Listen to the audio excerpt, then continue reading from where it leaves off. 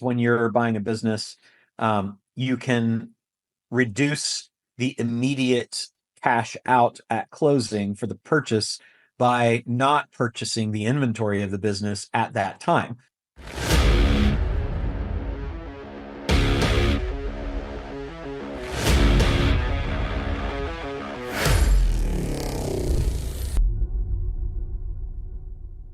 So I have a question around inventory consignment. I'm in the Yes. negotiation stage right now with a seller of a machine distributor and servicing company. We're pretty close on the price. They're asking for 1.3 million. However, they have about they're saying they have about 400K in inventory that they want to add to that. So from my end, I'm looking to see if inventory consignment would be a good option here. I know in general what it is as it's been described in the program, but I wanted to go a little bit into more detail, like if there's any risks or tips that I should be looking out for.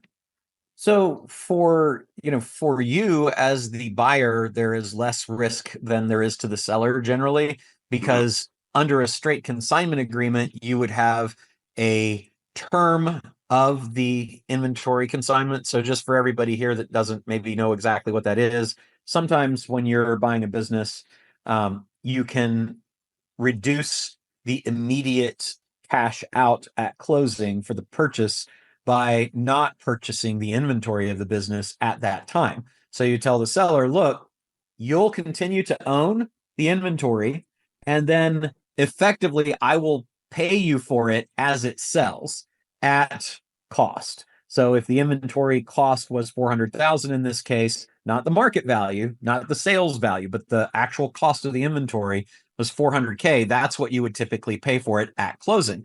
But another alternative would be to say, I want to close this deal, and this will help us be able to get you your purchase price. Let's just consign the inventory. So title to the inventory will stay in the seller's name, and then the location where we're operating will continue to have it. It'll just be consigned for sale. And then when it sells, as it sells, we'll pay the seller the price of whatever got sold. So let's say that 400,000 in inventory has a 5x markup. So that's 2 million in inventory. So you wouldn't be paying the seller 2 million. If 50% of it sold, you wouldn't be paying them 1 million. If 50% of it sold, you pay them 200,000 and you'd keep the 800,000 spread. So that's the general concept.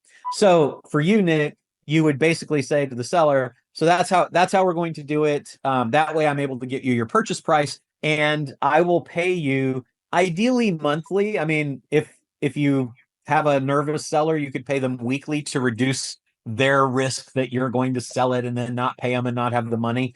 But as long as there's not a big concern about that, usually monthly is fine to square up. And so you basically would take your inventory at the date of closing. That's the inventory that you're going to get. Let's assume it's 400,000. If at the end of the month you take another inventory and you see that you have sold a quarter of it, then you would pay them 100,000 of what you sold, but you would have the money to do that because you would have sold it hopefully at a significant markup. And so like there's really not a lot of risk for you. The risk for the seller is that you either never sell it and therefore don't pay them, but generally you put a term on it to take care of that. And the term is usually based on the number of turns of inventory. So if the business is basically selling through all of its inventory every 3 months, once a quarter, then you might say, let's do a 6-month consignment, because that would give me 1 turn in excess just to be safe.